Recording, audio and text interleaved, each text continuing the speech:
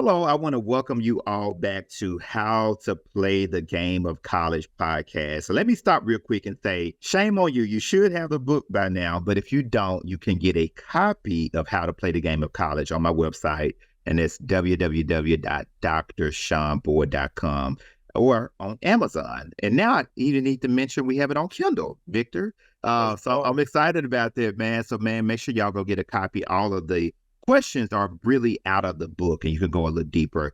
But I'm super excited to have my guest today, Mr. Victor Tate. Victor is going to tell you his journey to college and all that good stuff, and a great organization, Choose 901, that supports a lot of youth here in the city of Memphis. And so without further ado, I want to welcome you to the podcast. What's going on, my guy?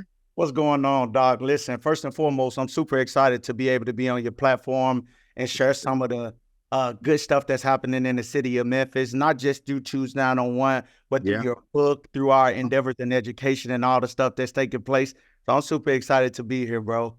Man, so good to have you. So I feel like, Victor, a lot of folks, I mean, and we met real randomly, right? I think I was at a meeting at Crosstown, and that was your place. I think that was your first day or the second day or something like that. We've been able to stay connected, man, with the great work that you're doing. But for folks who don't know Victor, who is Victor? Can you kind of give us a high-level overview of like, who are you?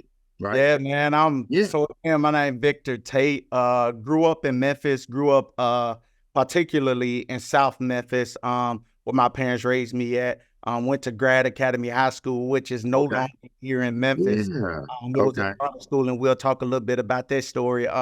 Went through the charter school, a little bit about how I got to college, man. My mom had got diagnosed with cancer my senior year of high school. I really didn't have no selection on if I was going to go to college, what my next steps was going to be. And especially since I got her diagnosis, I was like, yo, I'm not going to college. I'm going to stay at home and take care of moms. Mom looked in my face and she said, you don't have an option. You have to go to college. Wow. And so it led me to Tugaloo College, which is located in Jackson, Mississippi, which is known to be the cradle of the civil rights movement. And we can talk about that too. And after I left Tugaloo, I pursued my master's at Grand Canyon University in secondary education.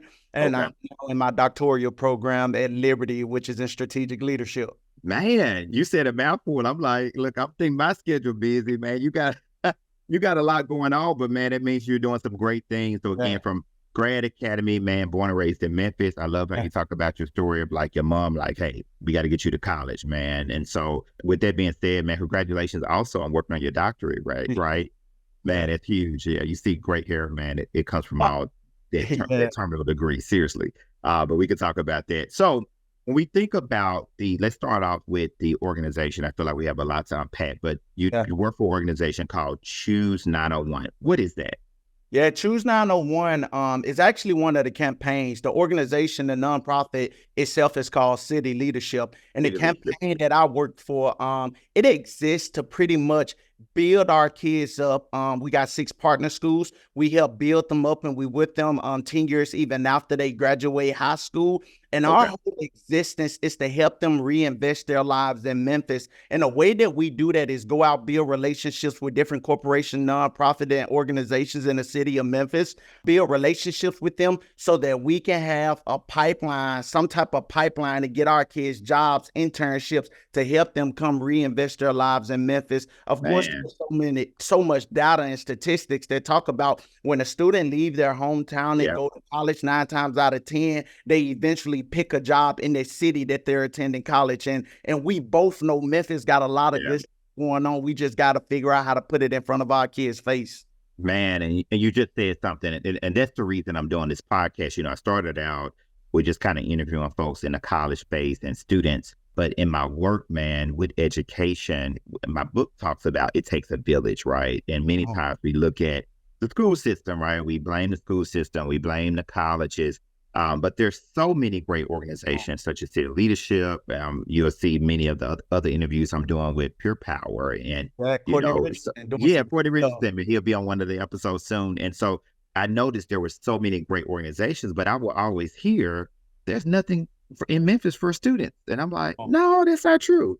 And so the whole purpose of this in this particular series and interviews is to introduce folks like yourself, man, and organizations that you work for. And I love how you said, we want to keep talent in Memphis. I know I was one of those students. I went off not far, MTSU, Murfreesboro, but I didn't really want to come back, man. And so I think having that recruitment and that pipeline to say, hey, we want you to come back and really be a citizen here and continue to do the great work that you're doing, man. So and not just tell them like we want you to come back, to have something to hand them, right? Exactly. And my executive director, John Carroll, always and he talks about the idea of talent being oil, and we know how important oil is for in terms of the United States of America, and if we find a way to utilize that oil, we got some good stuff cooking up. Man, you got me excited, man.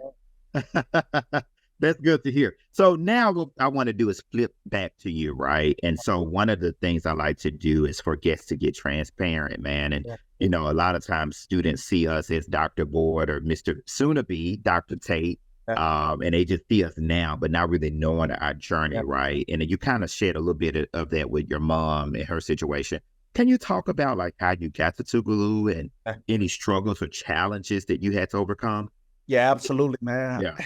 And I really just got a little choked up as you was asking the question, man. My story is like a lot of kids here in the city of Memphis who grew up in poverty. I grew up in South Memphis. My mom was an addict. She was on crack. My dad was an alcoholic. My mom had a 3rd grade education, and my dad dropped out of school in the 11th grade to pursue taking care of his family because his mom was also ill. And so when you talk about the dynamic of how kids are going to get to college, when you're facing so many obstacles, and so many hardships and so much trauma, it's hard to think past the now. And so one of the things that helped me get out the situation I was in is the ideal of exposure and experiences and things of that nature, man. I could remember getting ready to pack up and go to college, and it was right before my trunk party. I lie to you not, Doc. I not even had a brand new pair of underwear to take to fit me. All I had was a dream and an idea, and I was willing to take that and try to go far with it,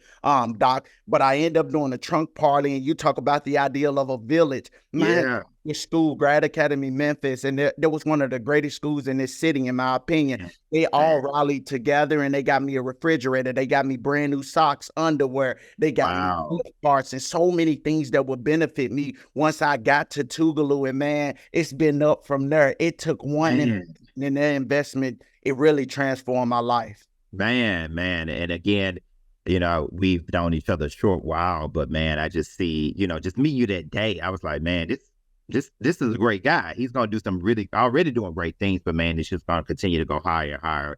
So I like how you talked about, man, it took that village to step in, right, to support you. And I love how now you're giving back, man. And just a student or parent who hears this interview, man, they're going to be inspired. So man, keep doing what you're doing. Absolutely. HBCU.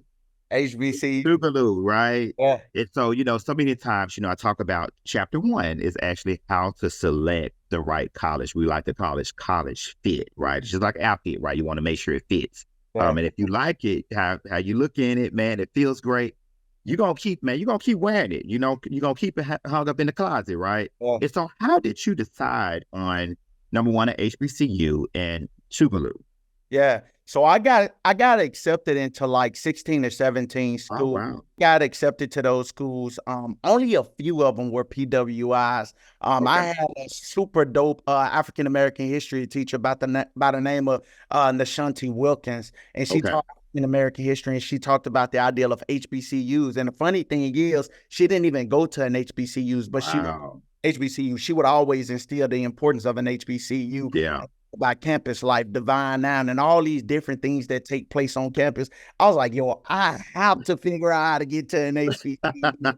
And I landed on Tugaloo, which is so small, such a small college. But the impact is so great around the state of Mississippi as a whole. Just a fact about it, they produce some of the most doctors in the state of Mississippi, and also teachers, which my wife is a product of. And man, it's a great institution, and that transition changed my life as well. Yeah, man. That's so great, and I like it, and I can even see now you're excited, and that's how you want to be about college, right? Like Yeah. you want to go somewhere, and I've had some other folks on the podcast, and I always like to say, sometimes you get somewhere you think it's the right fit, but it Oh, might not be. That's not the end of the world, right? It's a oh, thing called transfer. oh, And so, you could pick up and say, hey, I thought this particular school is what I wanted, but I got there, it was 30,000 students, I was 300 student, and I like how you looked at the size, you looked at what it produced, right? oh, All of those things I feel like are so important when making a college decision. And so again, even your teacher, man, I talk about how teachers are so important. I dedicated the book to one of my high school teachers, man, who actually passed away last year. But mm, man, I got to college because of her. I had a similar story, first generation college student, man. And she literally walked me to the step of MTSU campus. Miss Hardaway, shout out. Continue to rest well, man. But teachers do so many great things. So yeah. again, man, with that being said, when you got on the college campus, I know you kind of hinted at MPAC. What were some of the engagement I talk about in the book? Not only going to class, but going to college, right? And that looks so many different ways of really being engaged. Can you talk about that and what they did Yeah, for you? man. Tugaloo afforded me a lot of opportunities. I end up, and you would disagree with this, and that's okay too. I ended up pledging one of the best fraternities known to mankind, and that's Phi Beta We can just Sigma. stop this interview right here. I ended up pledging Phi Beta Sigma. I got an opportunity to serve as the president of the Baptist Student Union. I later became Mr. Senior. I was a part of the NAACP. There's so many organizations around college. And I think that's one of the biggest dynamics that students miss out on when they're in the process of selecting school. They think about the ideal of work. Yeah. Also try to make it equivalent to party. You can find a balance between in party. You will have a successful tenure during college. And I figured out how to do it, and it was a success. Being able to do so.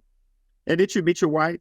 I did meet my wife, man. I can't believe I missed that out. I met my phenomenal wife, Vanetta Brownlow. I'm soon to be doctor. We're both pursuing. Man, that is great. Yeah. Tugaloo needs to put y'all on front of a alumni magazine, man. They gonna figure it out. They gonna figure it out.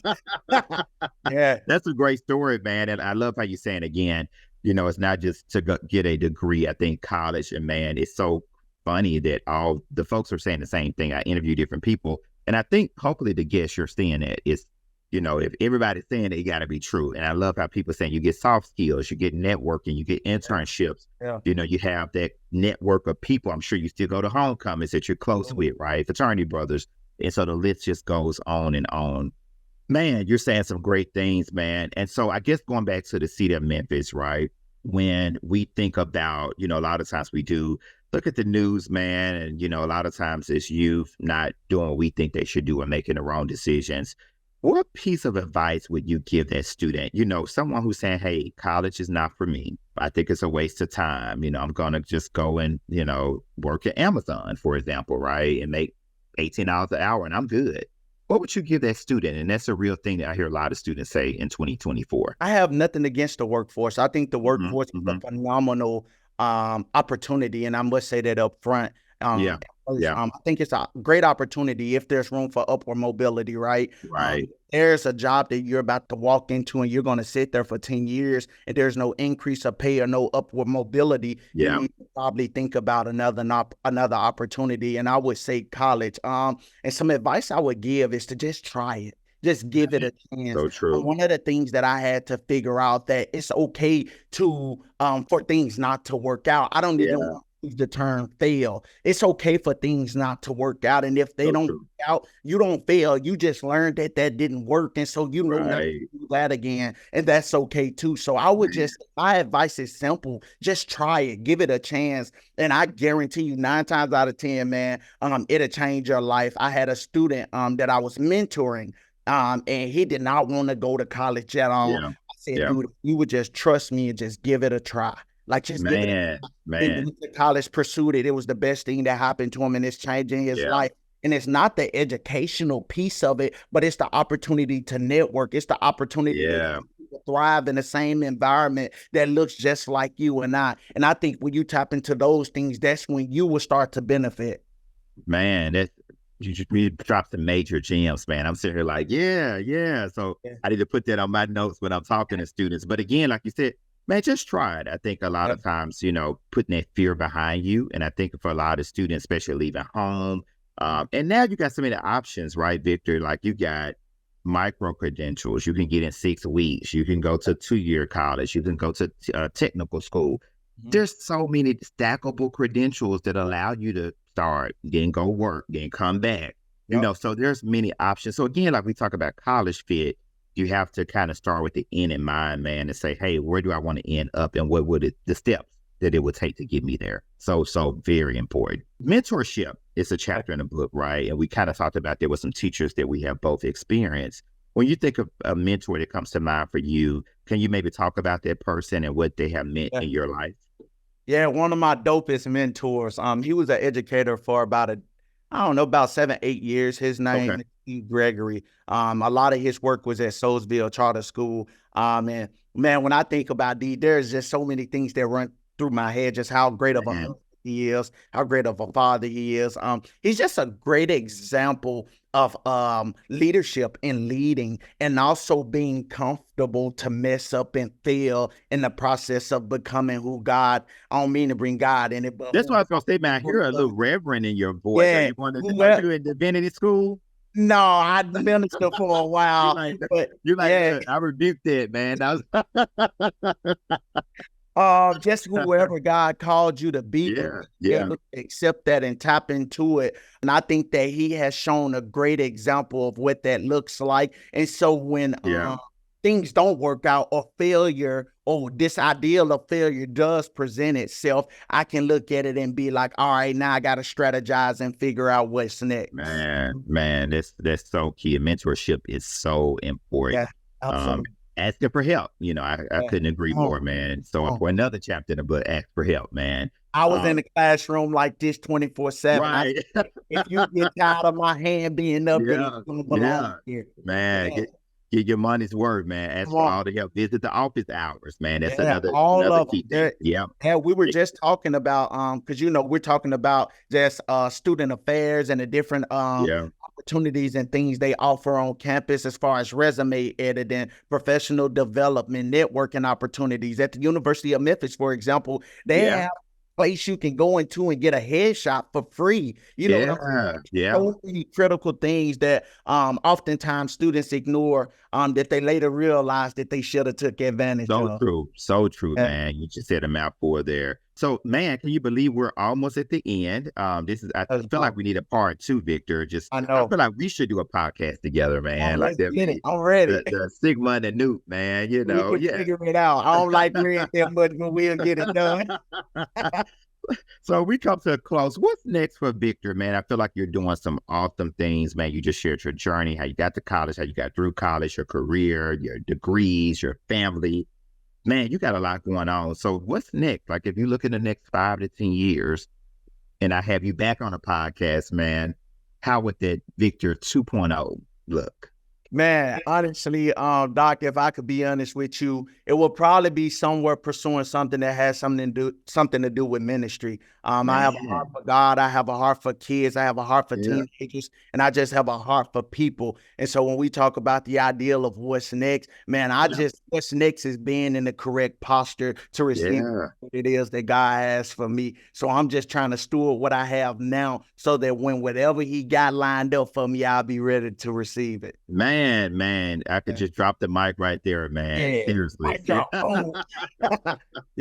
So Victor, tell us, man, if we want to find more about you, of course, we're going to have your links in the podcast, but just say someone wants to get interested in city leadership and some of the things that you all do. I feel like y'all are all things with the Choose 901 campaign. Y'all are all things in Memphis. How can they find out more information about you? Yeah, you can go on Choose 901. You can type into Google Choose 901 alumni, and the first link that pop up will take you to our alumni page and tell you about the program. You can also follow us on Instagram at Choose 901 alumni on Instagram. And there's also you can follow me. You can reach out to me. My name is Victor Tate. My name is Victor Tate on LinkedIn and Victor Tate _ on Instagram. So man. Yeah, and man, we'll definitely post your links and your organization links as well, so people want to tap in, man. And we definitely encourage students who's watching this podcast.